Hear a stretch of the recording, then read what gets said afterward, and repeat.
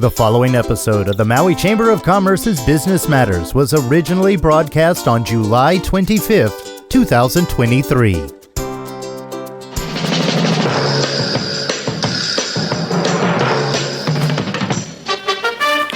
It's time now for Business Matters, brought to you by Mokulele Airlines. Here's your host, Pam Tumpab. Good morning, Pam. Good morning, Gary. How are you? I'm doing fine. How are things up there? Nice and cool and rainy or sunny? Or? It's a gorgeous day in Pukalani, for sure. Thank you for asking. Well, aloha and welcome to everybody to the Business Matters radio show, sponsored by Mokulele Airlines. I'm your host, Pamela Timplot, president of the Maui Chamber of Commerce. And today we're going to talk with Bishop Pahia about MEO's BEST program. We're going to get to know Council Member Nohe Hodgins a little bit better, and we're going to continue learning about approved freight forwarders, because shipping is so important and one of the bigger costs that we have in doing business here in Maui and Hawaii. But first we're going to start learning about the BEST program. Bishop Pahia is a case manager for the Maui Economic Opportunities BEST program. He started working for them after retiring from a career in public safety and corrections in 2005. So we're so glad to have you on the show, Bishop. How are you this morning? Oh, good morning, everyone. I'm doing fine. Oh, great. Well, you are such an inspiration. You and I got to meet at the Construction Industry of Maui program, where they recognized you for your tremendous work. And I was so honored to get to know you there. Yeah, it was the first time I ever came in contact with you. Yeah. Well, tell us about MEO's BEST program. Well, our program is geared to the individuals that are transitioning back into the community. Basically, they're in their work furlough program at MCCC. And so what we do is we prepare them for obtaining a job on the outside. Yeah. And usually we help them first with getting their IDs, whether it be a state ID or a Hawaii driver's license. Uh-huh. We also help them get documentation to get those things, like birth certificates, social security cards, place of residence, which is a big one. But because they're incarcerated, yeah, usually you have to provide two forms of residency. But in their case, all they need is a form from the jail, okay, and that'll be sufficient. So once they get that, then when they become eligible to come out, and I'm the one that takes them around to the various jobs. We have a bunch of employers that are willing to accept them, and that's basically what happens. Then the next step, once they start working for months, then they transition out into the community, either into a sober living home or into a private residence, like a rental. Wow, I'm listening to this, and I've talked to other case managers, helping homeless and those who have been on the streets, and a lot of similar work. They often lose their documentation or don't have it, trying to find residency placement and helping them get jobs. So this is a lot of work to help those on parole get into a place where they're reintegrated and finding work. I know you had great success at one of the restaurants in Wailuku years ago. I think it was Aria's. Yes. That was an MEO location, actually, that they had purchased a way back. That was actually a private business, and they would hire some of the inmates coming out of MCCC, also those in drug court or probation. They hire a lot of them. That's fantastic. Can you explain to people, I know some people have a little bit of fear hiring somebody who's coming out of, they're on parole, they're coming out of being in jail. Mm-hmm. They have a little bit of fears, but you've been working with them. Can you tell them some of the things that they've gone to prepare and get ready to be reintegrated, and the importance of reintegrating people and giving them another chance back into our society and work so that they can take care of themselves? Well, actually, before they even come out, I do a class, pre-employment class with them. And one of the things we go over are resumes. And, if they want to do a resume, usually we do a resume for them. And then we do a cover sheet for them. And there are several points on the cover sheet that we make. And one of them is they have to be at the job always. They're prompt. And then there is also a tax credit for hiring felons for the employer. That's another point that we also make. And we also make the point that they are well supervised. Because once I get them going and working, it's a jail's job to, supervise them and do their schedules and work with them closely. Mm-hmm. So there's a couple of points we can provide to the employer, that makes them look pretty good. And then, one of the questions that always comes out from the employers is, we know you've been incarcerated because we want to be upfront with that first thing. Right. And the next question is, a lot of times is, so you've been incarcerated. What have you learned from your time, in jail? Yes. And so I kind of prepare them for that. What kind of question? How are you going to answer that question? And sometimes it's hard for them because they're ashamed of it a lot of times. So, I get them ready for that because a lot of my clients, they've been in jail for over 20 years. Oh, wow. So when they come out, they're kind of shell-shocked. Yeah. Some of them don't even know what an ATM is. Yeah, things have changed a lot. Or even work a cell phone, Yeah. So it's a big shock to them. Yeah. And it's a gradual process for those guys especially. Yeah, those are things that, again, most of us don't even think about. So understanding, what their circumstances been and what they're going through coming out. Yeah, and really I try to tell them, well. I explained this. In fact, yesterday I just had a class inside the jail. And I just told them, our jails here are just a microcosm of our community. Because they are our community members, They come from Maui County. Yeah. So eventually they will be back in the society and, try to be good individuals and, provide for the community and be an outstanding person. They don't, I talk to them and I tell them, once you feel that freedom and you make a positive change in your life, you don't have to be looking over your shoulder anymore. That's right. Because when you're, when you're on the run and when you have a record, they're always looking behind because they're so fearful of getting arrested again. Yeah. Yeah. So that's the rewarding part when you find a success. When you've brought someone along because I know guys way back, and they keep coming back and they keep coming back, but eventually and hopefully they find their niche in society. Yeah. And you know what? I know you've had great success, and you mentioned one of the things you mentioned was starting on time, and one of the construction folks said, "Hey, your crew is always on time." They were really acknowledging your tremendous work that you've been doing, and talking about how the employees work hard and they're excellent. They're there on time and they're ready to work and doing a hard job, but doing it well, which is great. Yeah, you'd be surprised how many people have skills that are in prison. Yeah.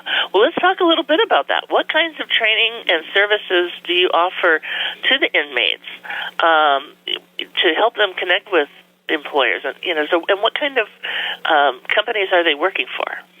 Well, one of the companies, there are the very, entry-oriented jobs. A lot of those. And then there are a few employers that also have gone through the program previously, and they helped me hire, like this place called Pacific Asphalt. Yeah, he was the owner of that company was a previous, incarcerated a long time ago, and he every now and then when he has openings, he calls me up, and he wants to hire guys out of jail. He wants to give them a second chance. This place called HFA. I don't know if you've ever heard of it, but it's a big wholesale company that provides a lot of products to, like, Safeway, Costco, and stuff. They stock their shelves. That's a big one that hires too, and if you do well enough, they'll train you to be a CDL driver. Oh, wonderful! Yeah, that's just one of two of them. The other one is Valley Out Fencing. Oh, yeah. And Bobo was there at the party. He was singing your praises. Yeah. So there's a few of them, and I'm always telling them, a lot of times they just want to get a job and get out. I told them, but you have to also look to the future, and that's one of the things we do. We look at goals. Yeah, okay, you're going to do this. We know what you're going to do right now. You're going to go to the program. You're going to get out. What's the next step? What's your next plan? You got to have a plan. Yeah. Otherwise, you're going to go back to what you were doing before. Right. Yeah. And how does that work? As you're working with them and you're giving them these plans, are they monitoring the plans along the way? Or is there kind of sort of we do some follow-up check-in? Yeah. Because some of their plans, a lot of them don't have license. And they have to pay fines and, to even get to that point where they can get their license. Yeah. So that's kind of a measuring stick right there. If they progress from a state ID up to their permit, taking the road test, because we provide the vehicle for them to go and take their tests. And then, once they get their license, what's the next step after that? If they're working for a delivery company, maybe CDL, Class A, or maybe driving bus. Yeah. Or maybe, because driving bus is just a Class B. But the Class A is the one that drives the trailers, But, that's and we also offer education if they want to go to school, they want to go back to the college. We help them transition into that. We can help them with their books, some of the fees that they need to go through, help them with the process. And that's fantastic. I didn't realize that there was also an educational, a college educational component as well. That's fantastic. Yeah, we try to do that too. Because I do know for so many businesses right now, even our sponsor, Mokulele Airlines, has been looking for CDL drivers. So to know that this program might be able to help them as well, and many companies are creating CDL drivers this way. Actually, recently we just had one guy graduate with Robert Nohe. He got a CDL recently too. That's fantastic. Yeah. Well, let's talk about that too. I'd love to hear about some of your success stories. Well, I was just thinking about that, last night. I was thinking, okay, because there's a lot of them for me. It seems like, being in a position I am in, there's a lot of failure. I mean, there's just a whole bunch of failure. And it seems like the failure overwhelms the ones that make it. And the reason for that is the reason I know there's a lot of people that make it because I never see them after that. You know why? Because they blend into the community. They change their circle. And the only time I run into them is like if they're shopping in the store. Yes. Yeah. But then there's the ones that, I see constantly. Every so many months. But well, can you tell us? I'm trying to think of the gentleman's name, but he also was acknowledged at work, and I think he worked for Bobo. Is that correct? Yeah, he did. He worked for Bobo. Yeah, what was his name? And tell us, can you share a little bit about his story? I forget his name, actually. That's one of the guys that blended into the community. Yeah. But anyway, he did such a great job. he went through the program maybe like 10 years ago or more. Uh-huh. And that's why I kind of forget. I mean, there's so many of them. I can't remember everybody's. All I do is I remember the face. Yes. I can't remember the name, but I can remember the face. And, a lot of times they come and say, hey, hi, Bishop, hey, hi. And I play the game like I know them. I said, I know the face, but I don't know their name. I feel kind of embarrassed. So many you've helped. It's hard to remember, I'm sure. Yeah. I'm sure. So his story, Yeah. His story, he came to us from while he was transitioning back to Maui. His family's here. And then he went through the program, the work fellow program. I think he had to do like 3 months inside the jail, like work on the work line or janitorial or kitchen. And once they finish that, that's like how the jail watches them and see how they're doing before they put them out. They're ready. Yeah, to see what their attitude is like, what their work ethic is like.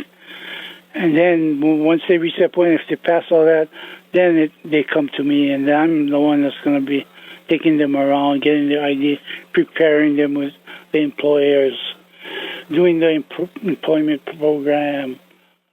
And then, but he was, now that I thought about him, he was very quiet. Yes. He's not one that is very boisterous or anything like that. That's why I had a hard time remembering his name. Because the guys that are loud, that's the ones I remember. Yeah, I hear you. Yeah, the ones that, they're always bragging. Mm-hmm. But he's a success story because I've been to the dinner 3 times, and he's been there already 3 times. All the time with Bobo. Yeah, it's wonderful to see. And I know that night so many new construction industry employers were really impressed with the program. And I know a contribution was made from CIM toward the program, which was awesome. Right. But it was really wonderful to see how many other employers were saying, wow, okay, I need to consider this, which was fantastic. I know that we, at the beginning of this year and throughout the budget session, I know, we were trying to find out if retailers or restaurants in particular, because I think of the ARIAS program, which was such a successful restaurant program, were ready to take on people through the program, parolees coming out and integrating back into the community, and there were some concerns of about how that would work in their operations. How do you feel? Can you maybe tell a little bit about the ARIAS story, and what roles maybe did the workers play in ARIAS? Were they chefs? Were they cleanup crew doing dishes, prep work? That's usually where it starts if they don't have any experience. They start with the dishes back of the house, usually. I mean, not everyone has that kind of experience. Some of them have had short order cook, some experience cooking, or even in front of the restaurant. I've had a few guys that have actually been servers, waiters. And so for ARIAS, most of the guys started at the back of the house, either washing dishes or prepping. Okay. And then as they got better, and actually that was a stepping stone for them to something that was bigger and better and paid more, Yeah. And that's what these entry positions are. Right. They're just to get them started, to get them on their feet. And then when they're ready, look for a lot of, other bigger job or a better job. And right now, as you know, there's a lot of jobs available. Exactly. Lots of jobs. And that's why we're so glad to have you on, because you've been doing such great work, and you've had great successes. And, as you said, some of them return back to you. Yeah. Sometimes they reintegrate seamlessly, and it's hard to remember their names, and others come back. But the program has a history of really helping people make great strides in their life, coming out of a system that you point out that Right. we don't often realize is they're coming out not even recognizing the world that is as it was when they went in. Yeah, it's a big deal. It's a big deal. Yeah. And you're doing such awesome work. We are just so proud of everything you're doing.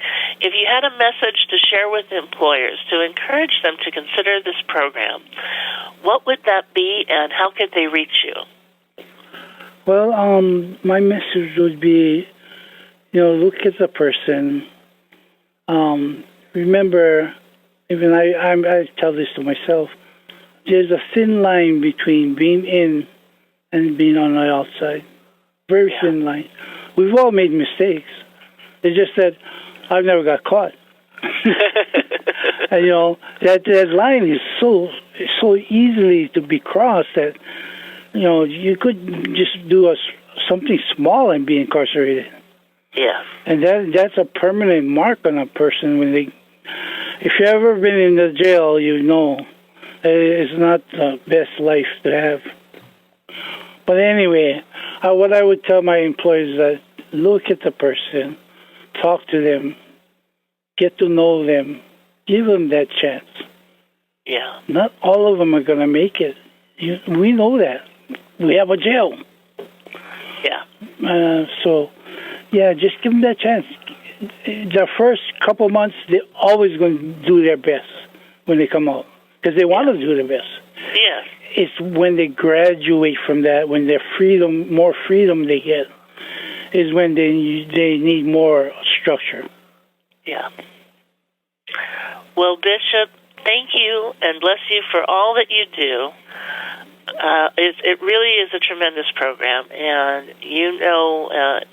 as well as I've heard and others shared, you are changing lives, and we appreciate everything you're doing. And how can they reach you?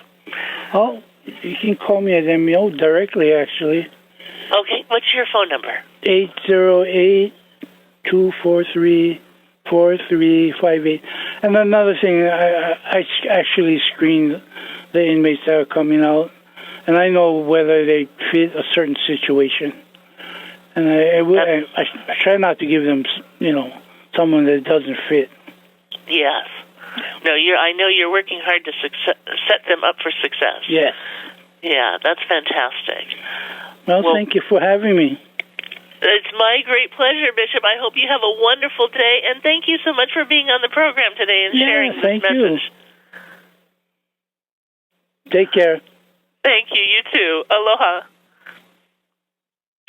We will be right back after we hear from our sponsor, Mokulele Airlines.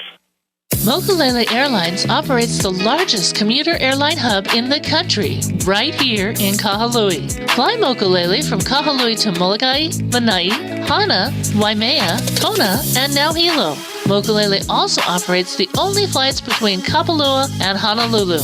There is never a middle seat on Mokulele, and every seat has a window and aisle. Visit mokuleleairlines.com and take your next flight from the newly renovated Mokulele Terminal.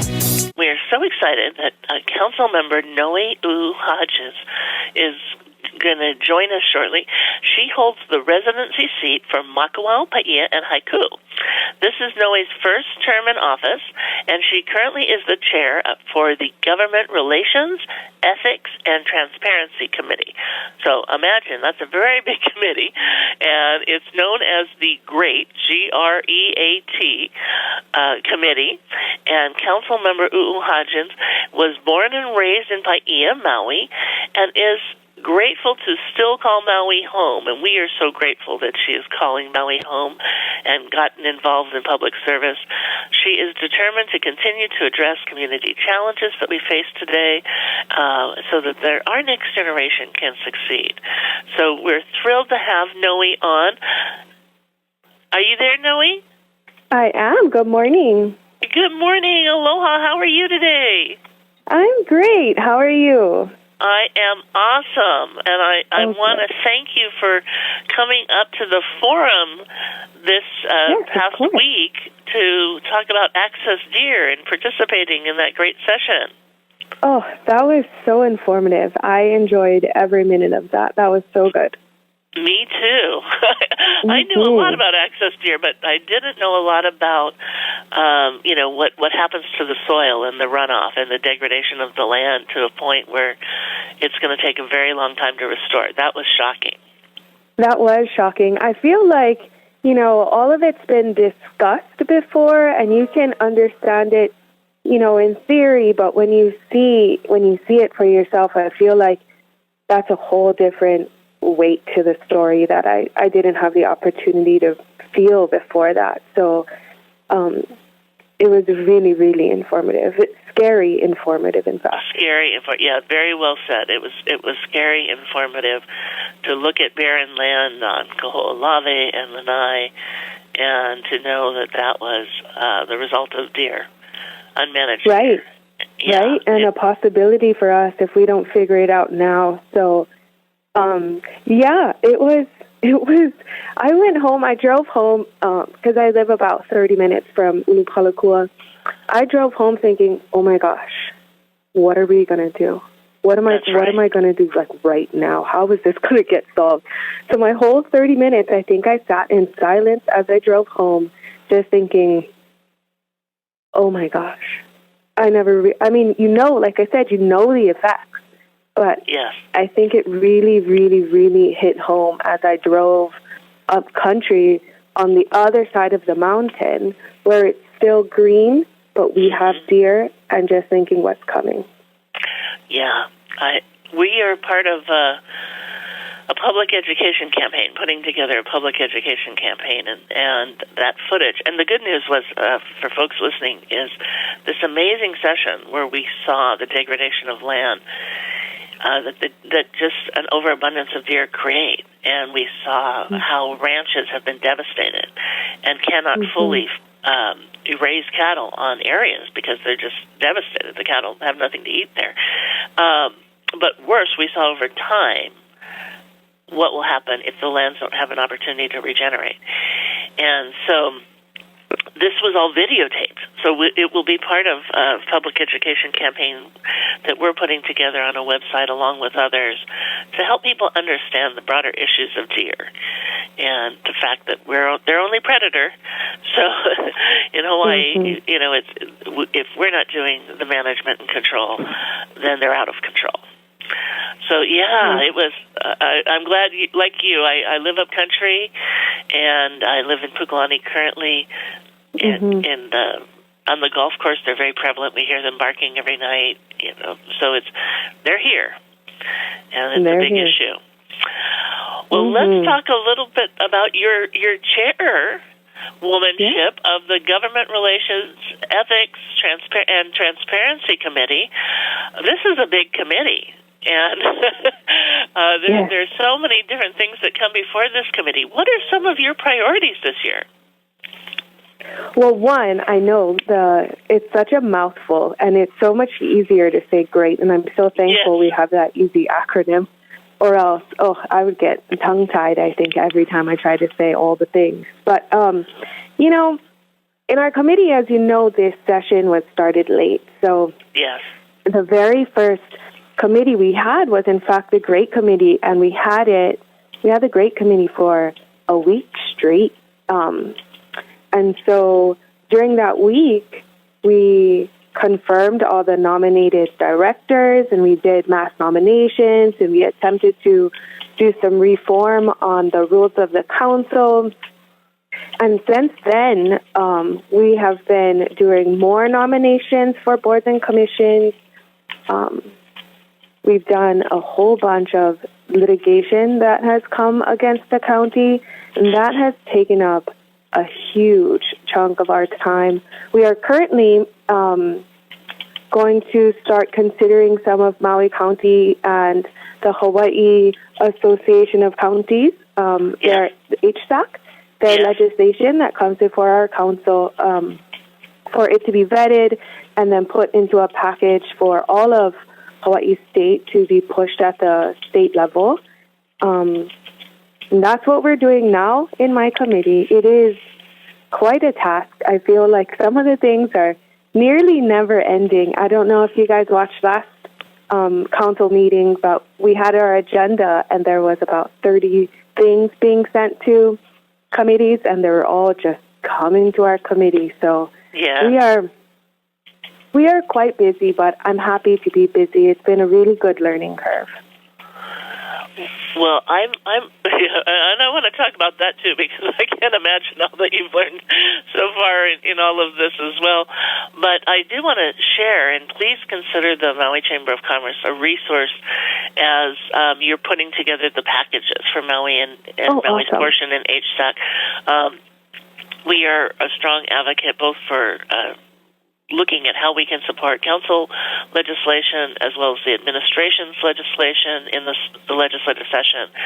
And we tracked over 300 bills last year and did over 100 pieces of unique testimony. You know, sometimes testimony gets tweaked along the way, and so we don't count the little tweaks, but we did lots of testimony last year.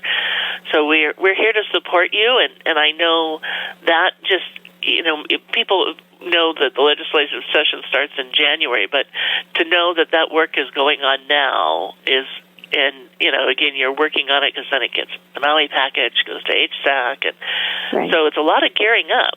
So, folks, if you have something to share, now's the time to reach out to Nohe. Absolutely, and you know what? It's going to be coming in front of our committee on August 1st. Good. And so it'll come to our committee. I'm not sure if we'll get to all of the items in the first committee.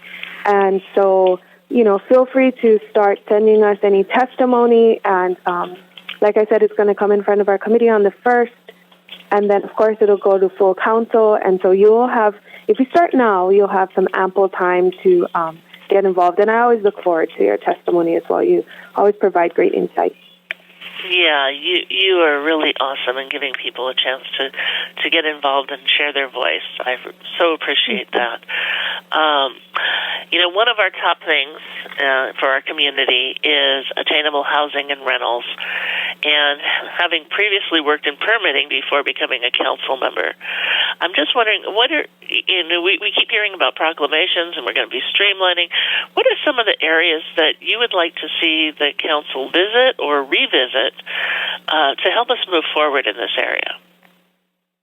That's a great question. So, you know, I worked in permitting before, and I also worked on some affordable housing projects, which I think really set me up nicely for this job, because as we all know, I think majority of our issues stem from our lack of housing. So I think my previous job gave me really good insight into what I should know coming into this current job. Well, so one, you know, we've had a few affordable housing projects come in front of our council, and I feel like we have a supply and demand problem. And so, you know, not every project is perfect, and not every project should be rubber stamped, but I do feel like the projects we had come before us were good projects, and I was happy to support those projects coming forward.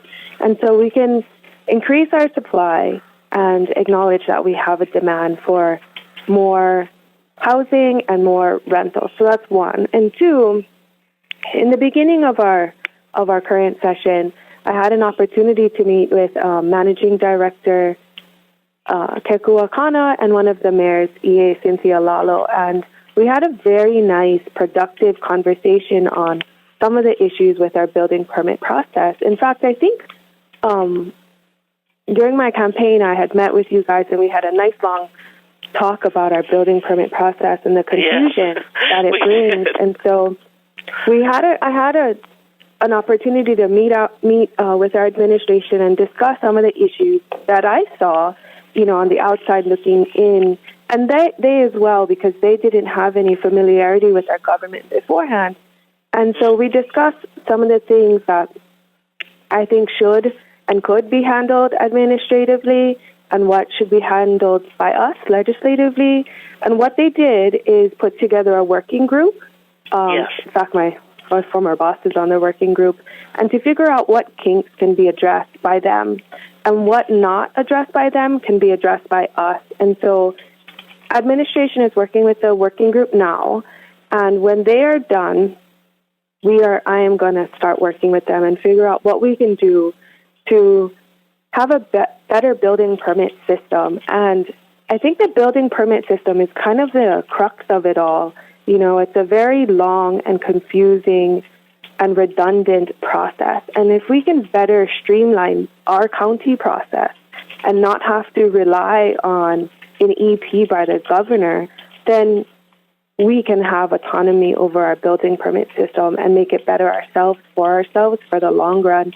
And, you know, this will help us, you know, when people are trying to build their own house, when they're trying to build rentals, and not in a large development, but just individually, help our businesses understand the process better, you know, so we can have a thriving economy with local business and so people can afford their mortgage or afford their rent. And I'm really excited to hopefully smoothen out the process. I don't think it'll ever be, you know, a breeze like some other places in the nation, but I feel like we have an opportunity right now to smooth out that process. Well, I'm so glad to hear that, and we loved our conversation with you, by the way, when you were a candidate for office, and we're so proud to endorse you. It was something, you know, this is something that I've now been with the Chamber for 17 years, and so many of those years have been involved in interviewing council members who were they'd already been in office and were seeking an additional term. And over close to 2 decades, but over that time, we would constantly hear council members say, I went to this conference across the nation, I went to that. And some of them would go down and say, I learned that the process can be done in 3 weeks or 2 weeks, or some even said 1 day or 2 days. And we said, my gosh, if we could just get it done in 6 months, we'd be happy. Of course, 3 months we'd be ecstatic. 1 day, I don't know, we'd lose our minds because of what we've been going through. But, and yet, we've had these models, and again, we know these models. We just never seem to get off the dime. So I'm really glad to hear that, one, and we have our construction industry, Maui also has members sitting on that working group, which is fantastic. I know that a good working group has been put together by the administration, and that is going well. I'm hearing great things about that. And I know one of the things we're also working at is for structures that are highly challenged, especially with sea level rise, wanting to make sure we address emergency permits right away, where we're in concern with where buildings have come down in other areas across the country. California lately, you're seeing landslides and things. So making sure that we are doing immediate remediation and repairs on buildings like that, where we can't wait those long periods of time for permits because we could put lives in danger. But just, again, the delay, what people don't connect with is the delay in permitting raises the cost of housing. And the delay in projects that you mentioned earlier, when we could have built at a much lower interest rate, now makes the things that we're building much more costly because we didn't do it back when it was far more affordable. Right. And so I'm really excited about that work that you're doing. Me too. Thank you. I'm really excited. I feel like this will benefit more people than I think majority of the community realizes. When I was working in permitting, we did a lot of pro bono work just trying to help people figure out where they got stuck and how to, navigate the system because it's really confusing. And it can be a very expensive process if you don't have somebody to help you who has been through the process. And so I think that's a disservice to our community that we need to do better on. Yeah, very true. When we took on housing as a chamber, because usually housing is not something that chambers necessarily get involved in. And the first one we got involved in was because it was a community need. And so we did 2 forums. And in 2019, we did a trajectory projecting housing prices out, which isn't normally done except in reverse mortgages. And we used a low interest rate. And we projected that in 2024 we would hit over $1 million median home price. And, of course, we've exceeded that. We projected, and all the developers gasped because they knew 4% was too low, right? But I just didn't want people to think I was trying to use scare tactics to scare the community into the housing crisis. So I used a very low number and explained it. But by 2042, the projection is our median home price will be over $2 million. So we've got to do something drastic so that our children don't face this insurmountable mountain. So this now is the time, and I'm glad that you're going back and also looking at some of the projects that weren't. We kept heaping things on and wanting more conditions, so don't make them pencil out. Go back and look at some of the things. We have good projects. We have people ready to build, but it's the process. And the longer we delay, with interest rates going up, it costs us more. We got a few minutes. I'd love to know some of the things that you've learned that maybe you didn't know, or some of the things as a new council member that surprised you. Oh, one, I think, big picture, I have so much respect for anybody who has ever sat where I sit now. Yes. And even if I don't agree with anybody's policies, or I do agree with their policies, this is such a hard job, for lack of a better word. And so I have a huge amount of respect for anybody willing to do this and put themselves out there. That's one, which I don't think I appreciated before I decided to run.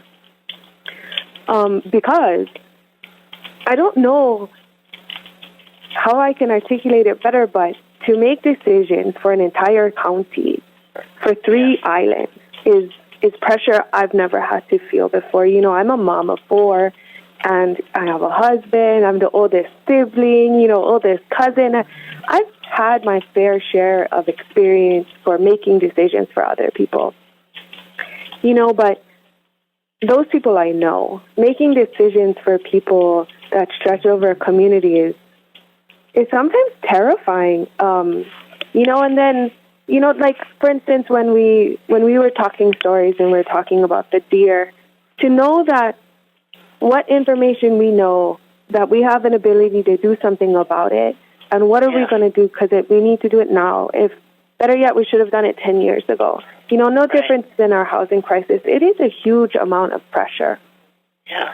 But I'm happy to take on that pressure, and I'm happy to make some of these difficult decisions in hopes that, my children can continue calling this place home, and everybody's children can continue calling this place home. But I don't think I understood the weight of making decisions for an entire county, even though that's the entire job.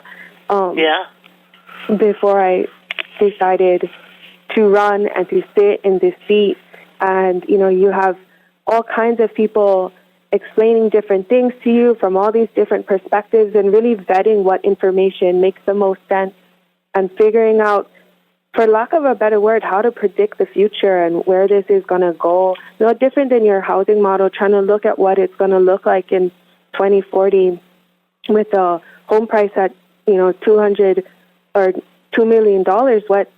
What information and what must we do with it now? And so, I just feel like I've learned to respect all the decision makers, because I know it's not an easy job. But also, I've learned that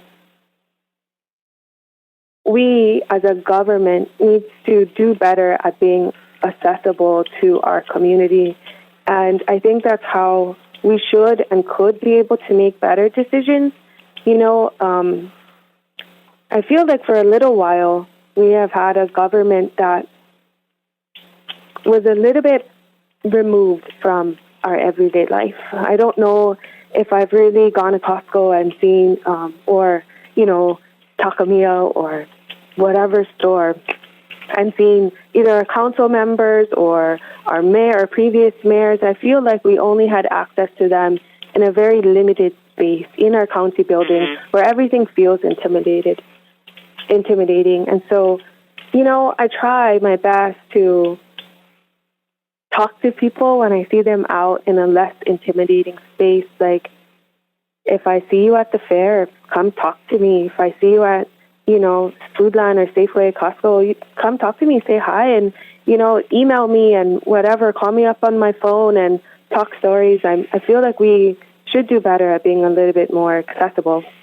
And so, speaking of which, I'm actually going to have a town hall tomorrow to have a conversation with the Pahia community. And, as a lifelong generational member of the Pahia community, I have people who, want to talk stories, and I meet some of our government officials, but don't know how. And so I figured I'd bring them to the community and we can talk stories in person. That's awesome. So where will that be and at what time? It's going to be at the Pahia Community